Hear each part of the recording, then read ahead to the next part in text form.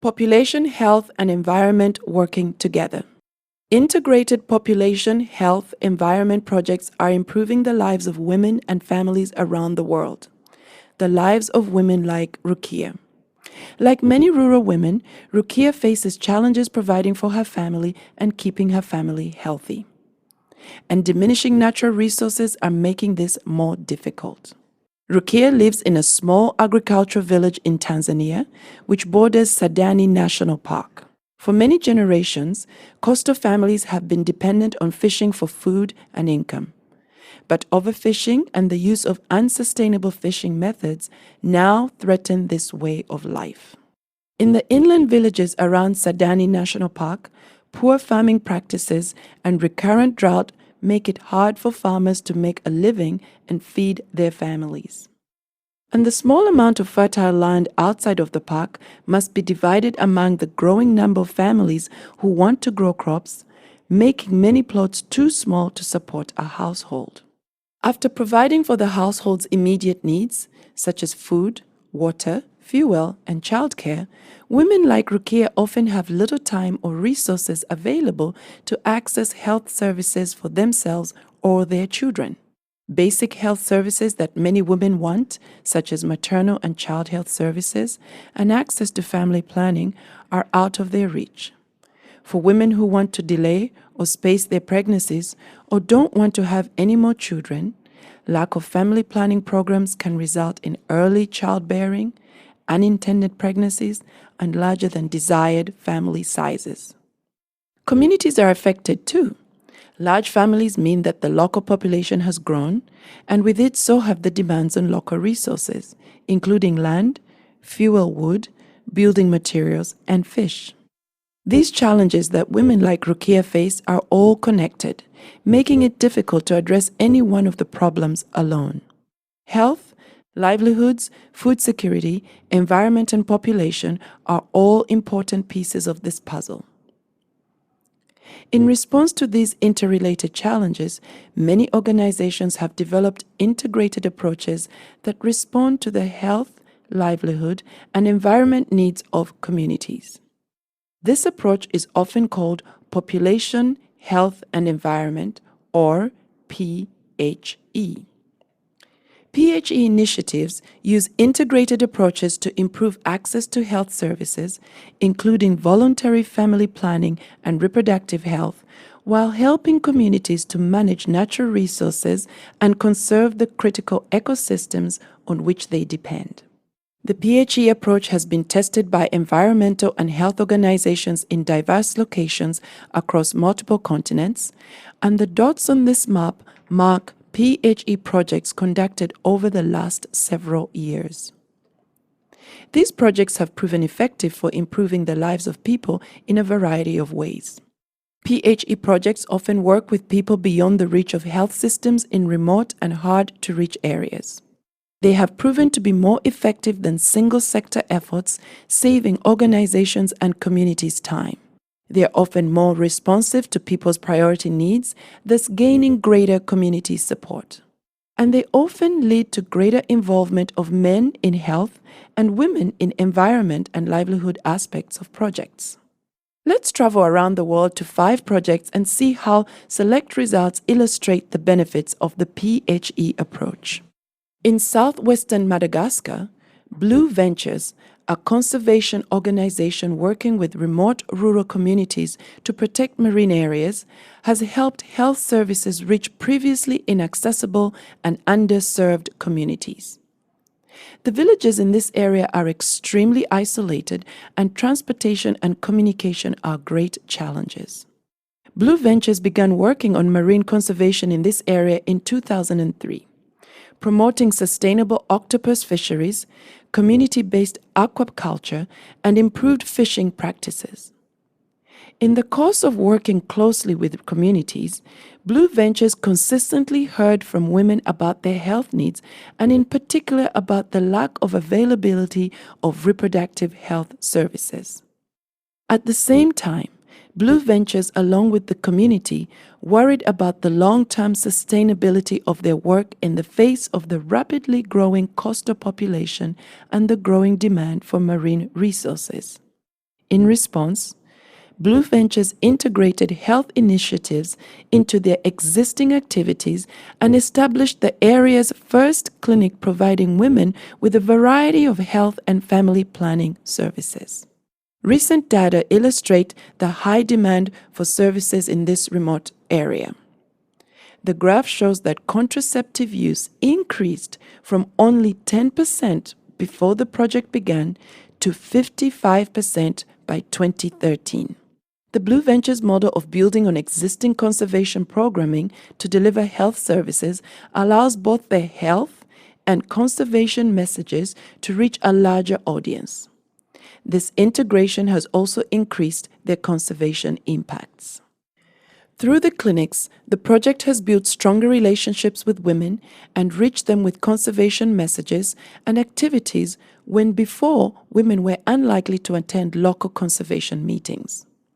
This is important because women play a large role in the use of local resources and can be powerful partners for conserving them.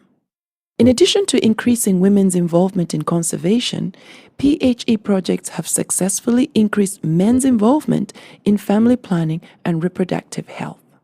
In Ethiopia, the Gurage People's Self-Help Development Organization, known as GIPSIDO, integrated conservation and livelihood activities into the organization's reproductive health education and community-based family planning program. GIPSIDO compared results in their integrated PHE project area with an area where they were implementing only their reproductive health program. As the graph shows, husbands in the integrated PHE project areas were 4 times more likely to support use of family planning than husbands in the area which received only the reproductive health intervention. When men communicate with their wives and partners about using contraception or planning their next child, family planning use increases. In addition, the women in the integrated intervention areas were almost 4 times more likely to earn an income than the women in the reproductive health only areas, and more than 3 times more likely to use energy-saving stoves. Alternative income generation activities and energy-saving stoves can decrease both the economic and time burden on women, improving their health and leading to more participation in household and community decision-making. And with more time, income, and a manageable family size, families can invest in health, food, and education for each child, empowering the next generation. The population, health, and environment approach can be more efficient and effective than single-sector efforts. For example, in the Philippines, Path Foundation Philippines, or PFPI, has tested whether there are more improvements in both coastal resource management and reproductive health outcomes by delivering these services in an integrated manner as opposed to delivering either alone. Community-based distributors of family planning supplies shared integrated messages about reproductive health and environmental management, and youth volunteers and peer educators encouraged youth to be stewards of the environment and their sexual behaviors. In the PHE program site, youth were more likely to wait to have sex or, if sexually active, use contraception compared with a site with reproductive health messages only. PFPI's PHE interventions have also led to increases in food security of rural communities. The communities where PFPI works are dependent on coastal and marine resources as a source of food and livelihoods. So PFPI has focused their central theme on managing marine resources and assuring people's access to an affordable and sustainable supply of food from the sea. Results show a greater decrease in the proportion of households dependent on fishing in PHE communities than in the resource management-only communities. And the PHE communities showed more improvement in knowledge of the dangers of using cyanide and dynamite in fishing.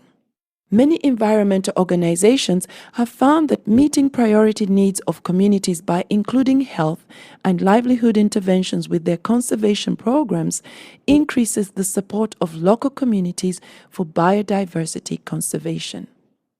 The Jane Goodall Institute, JGI, uses this approach in the villages around Gombe National Park in western Tanzania, where Jane Goodall first began her chimpanzee behavioral research more than 50 years ago.